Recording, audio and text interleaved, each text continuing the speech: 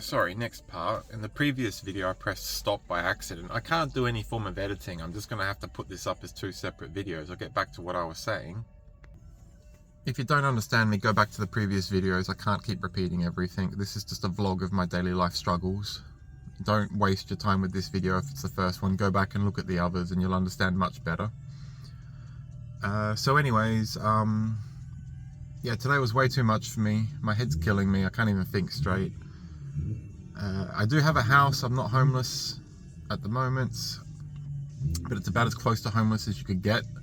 I don't even have freaking cutlery or anything to eat from at home. I'm not going to go into that, how I eat.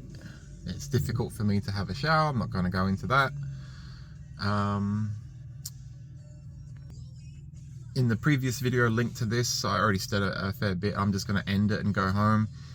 I was just saying pretty much, if you guys want to keep watching these videos and try to understand what the hell this guy is talking about with his claims of extremely difficult daily life struggles, then keep watching. If you want to think I'm full of shit, then go watch something else and don't bother with me. My car's a pretty nice car, but as it will tell you in a sec, oh there it is, but I can't even afford to put too much petrol in my car lately because of the way I'm living. I swear on the life of the person closest to me in my life that it's warmer inside my car at night time in winter in Australia just from my breathing, not the heater, just my breathing inside a car for 20 minutes or maybe even instantly is more warmer than the house that I'm living in. Beggars can't be choosers. Emergency accommodation is that, emergency accommodation. But the government house that I'm living in with help with NDIS system, it is shit. It's the shittiest house I've ever seen or lived in my lifetime. It's impossible to understand how the house is even so cold. I swear on my grave. The house, the vast majority of the day, each 24-hour cycle, it's far more colder inside the house during winter than it is outside in the open air. It's just weird. I can't work out why the house is so freezing. So the only reason why I'm here is because I couldn't get to sleep as usual because of the life struggles that I'm facing at the moment.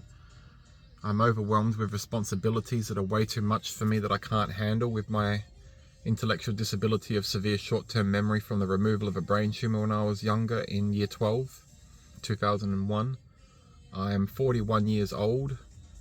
And I've got to breaking points, not able to handle looking after myself after separation from my long-term partner. I've not seen my son in over 2 years, and I've not seen 1 single percent of my entitled money or assets that I should have given to myself by a judge in a separation settlement. I've not received nothing. Not 1 single percent. My 7.5-year wife has taken my son from me, refused me to be able to see my son at all in any way, not even telephone calls, not even sending him letters, nothing. And she has kept 100% of our personal belongings, even those that I acquired in 20 years before I even met her, during our relationship, and so on. I have nothing and she has everything. It's disgusting. The South Australian government did not help me keep any of my minimum rights, money, assets, my son, and just forfeited everything I have. And I so now have nothing to lose that I'm sacrificing the last tiny thing I have left of my dignity and just recording the difficulties of my daily living to see if any people can help one another. If I can make anyone feel better, if they post comments saying that you are going through similar things once in your life or right now, then I'll very happily try and make myself feel more happy by helping others. And when I go to sleep, probably not tonight because I'm too tired, but on different nights, and when I get a break during the days, I'm going to look at my videos occasionally, not focusing upon them. I'm going to focus mainly upon trying to live and get by. But whenever I have free time, I'm going to look at these videos, see if there's any comments of people saying that they relate to what I'm saying and that they understand what I'm saying, if they agree with it. And if anybody asks for advice or assistance, I'm going to give them everything I've got if I can. So I'll end this video now. What is the last thing I can say for people that just want entertainment out of watching YouTube videos? What can I say that's entertaining before I go? Well, I just hope somebody understands the point of my videos. The combination of the pain and stress I'm going through at the moment, which makes it hard for any normal person to concentrate and think clearly, combined with my brain damage from the removal of brain tissue many years ago, giving me the short-term memory problem, it makes it incredibly hard for me to keep up with what to say in these videos and what to say to even a best friend expressing myself. But if you understand, if you've watched my first two videos, I think you would probably understand by now exactly what I'm talking about, and I wouldn't have to explain anything. Please do that. If anyone made it this far into the video, please don't worry about this dude talking to himself randomly in a McDonald's car park at 9:30. The last two times that I was here trying to relieve my stress and get to sleep, instead of going for a jog, I came here and just got 2 50-cent ice cream cones as my tradition. I just do that to try and release the stress, think differently, and then go home and try to get asleep again.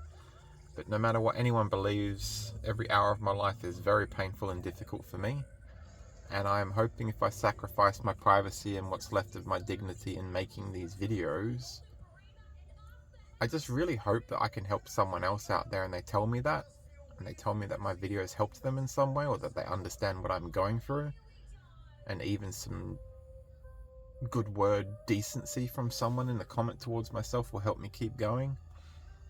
I don't expect to get YouTube subscribers. I don't expect I can make a single cent profit in money from doing this shit. I'm just doing it half because of my stress and daily struggles I can't handle, and the other half because I do think there's a lot of people out there similar to myself that deal with intellectual disability, daily life struggles every single hour of every single day. And I think if those type of people see this video, they'll have respect for me and say thank you for being brave enough to expose yourself and the way that you have to live in difficulty every day. And I think the person with disability will feel better about themselves and what they have, and their life will seem a little bit better to them when they see that I am actually doing it pretty tough right now. None of my assets, haven't seen my son in 2 years, and I'm struggling with severe short-term memory to even understand if I should give myself the responsibility of getting this NDIS work to help me get quick employment, go work the job 9 to 5, try to be a regular person, try to keep working, try to keep doing my art paintings and selling them, trying to take on as much responsibility as I can to make myself a better person and to get my son back, and money that I need to get my son back and display to a judge that I can do that? Or am I just meant to shut up, stop making these videos? Am I just meant to let the government wipe my ass? And am I just meant to sit in a sofa depressed all day long, feeling worthless and unaccomplished, while the government taxpayers pay money to have NDIS and a care plan, have an NDIS worker come to my house for 4 hours minimum every day, and you get the idea, wipe my backside practically. Not literally, just, you know, theoretically. And yeah, I can't explain it. It's too stressful. There's too much detail. Anyone that's a young asshole male will just post his chauvinistic comments. Anyone who's of mature age and personal experience with friends or their own lives will understand exactly what I'm talking about and how painful and difficult it is. And I think they would probably have thanks and respect for me that I'm just forfeiting all my dignity and personal life to try and make my situation aware to more people out there, and they would understand the reason why I'm doing it. I'm not doing it for any form of fame or people to make me feel better. I'm doing it to expose the flaw in this government system, that people with disability like me shouldn't have to go through this crap. When I separated from my wife, I should have just got some stuff, you know what I mean? I should have, if I can't get half, if I can't get 40%, there should have been something in place where I got instant, maybe even 2% of all of our money and assets value, so I had a goddamn place to live and pay a bit of rent. But I didn't. The system is so disgustingly flawed that when my wife and relationship of 7.5 years decides that she will leave me and give up upon me, she was able to just take my son, never let me see him again for over 2 years, keep 100% of all our estimated $650,000 worth of assets shared and acquired in the time of our relationship alone, and give me nothing and let me just become someone that has to be taken care of by family or friends. Australian government, not my wife, I'm not upset with her. She's fine. She's already with another man. I'm not upset by that. If she wants to be with another man, that's her choice. But not letting me see my son and getting away with it, and keeping all of our money and getting away with it, not her. Government, I am angry with. Government, that's disgusting. How did you let her do that?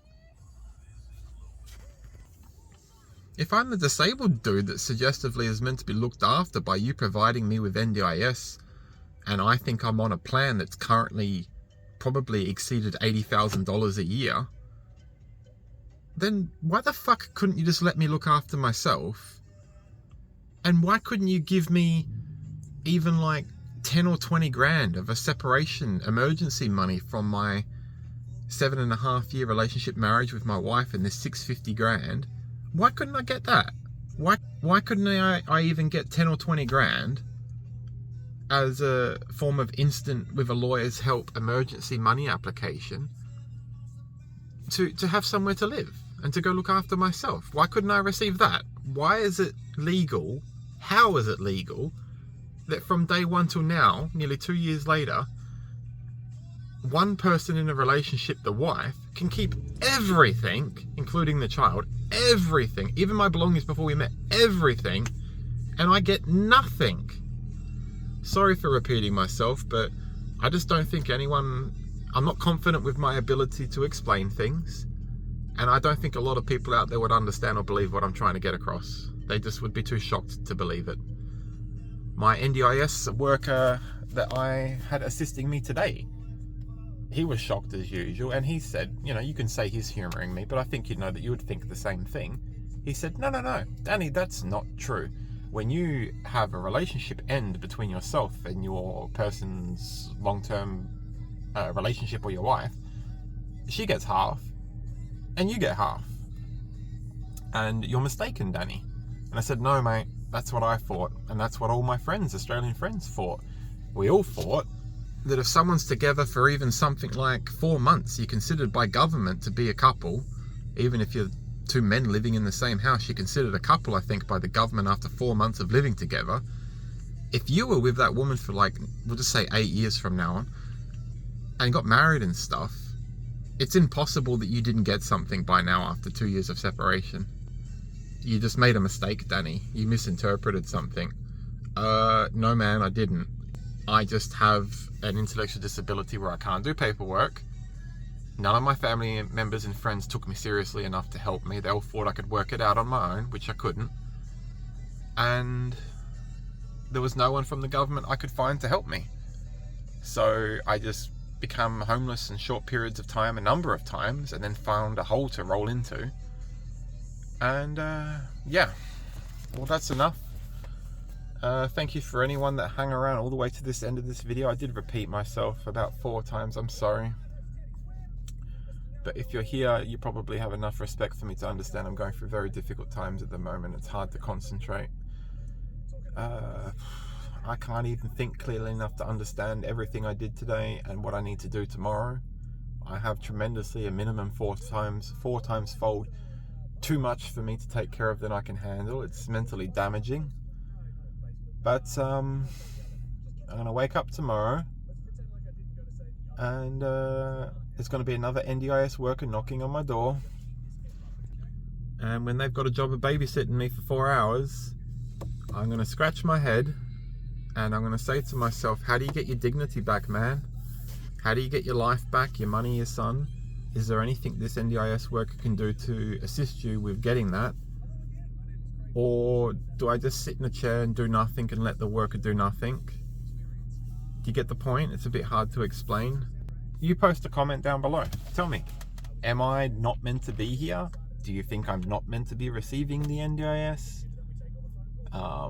Do you think I'm meant to be mentally capable enough of just looking after myself? Is it a waste of taxpayer money? Do you feel sorry for me? Am I in a common situation that you know someone has been in themselves? Do you have respect and sympathy knowing that with yourself or the other person that this happens to people and everything I'm going through is perfectly, unfortunately, common? What? I don't know. I have no understanding what to do with myself at the moment. My life is shit. Thank you, Bogan in the background. He's got a rev card at the moment I say that. Anyways, I'll go. I'm wearing the beanie because it's so freaking freezing. It's warmer in my car than at the house I need to return to. Another reason why I come here to McDonald's. The house is a shithole. Final words of positivity. Can I think of something for the nice guy who made it all the way to the end of the video? Nice guy that made it all the way to the end of the video. If you watched all this of the guy rambling to himself and this is the first episode you've ever seen, wow, you must be open-minded, because I myself know that I've just spat out a whole bunch of confusing crap about a shit life and it doesn't make much sense to even myself. So if you're a new viewer, thank you. You're a really nice person if you made it to the end.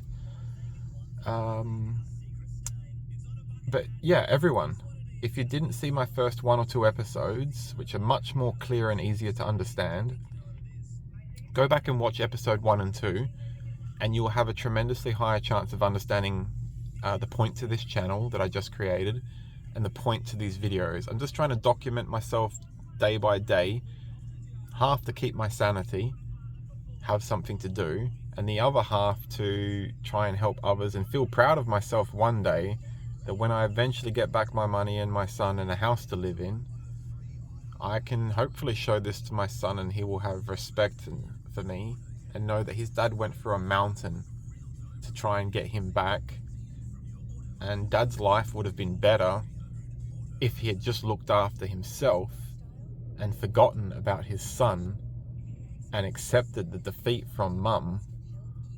But no, dad decided for what is self-dignity and just fact of what is right and what should always be done, I continued to fight, even though my ex has devastated me and caused me incredible pain with illegal actions, I'll say, and just destroying my life completely, telling me to give up and to walk away with my tail between my legs and to stop trying to see my son. If I had done that at her request and I'd stopped trying to get my rights to our money of everything acquired during our 8-year relationship, and if I'd stopped trying to get any form of visitation or custody of my son, my life would probably be a lot better now than what it is. I'm only in this situation because my ex has stood on me incredibly with illegal, false, damning efforts to destroy me, because she's trying to scare me. She's trying to make me scared with my memory disability. She's trying to make me give up, and she's trying to make me forfeit my son and our assets that are equally shared in rights.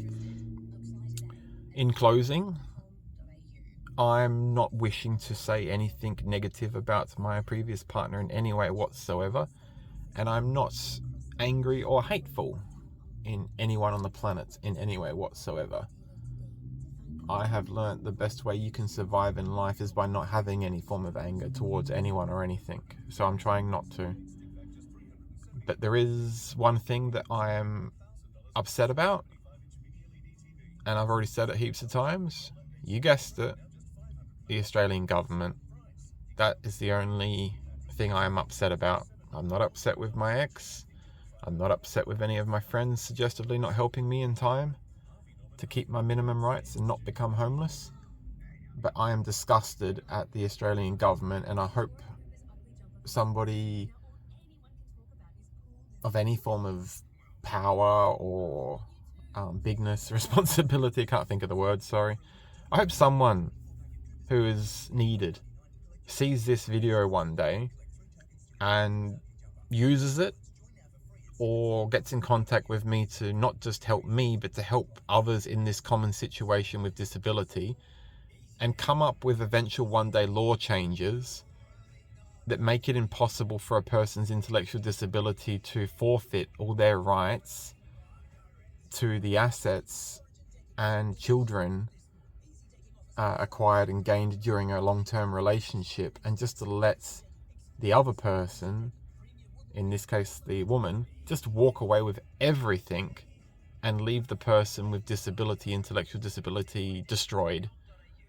South Australian government, I'm really ashamed of you that you've let this happen to me, and probably so many other people in the exact same situation as me. I'm going to sacrifice all my privacy. I'm going to sacrifice all my dignity. I'm not going to care what anyone says when I post these videos. I'm going to keep posting them until I find my answer to get my son and my money back and my life. And when I do, I'm going to post that final episode of how I got my life back. And then I'm going to try and advertise this video series to other poor suffering people out there that I bump into. I'm going to tell them to go back and watch this video series I created while I went through it myself. Half so they know that they're not the only person that's suffering in pain and I went through it myself. And the other half so that hopefully when that person watches it, all the videos, that my experience will be able to help them much more quickly with less pain solve their problem and get their minimum rights back. I hope someone understood my point to the video, what I'm trying to explain with my short-term memory. This is a nightmare. I've already repeated myself and done like 3 laps of the whole thing. Please like, please help, please subscribe, look after yourself and look after your family and friends, alright guys? See ya.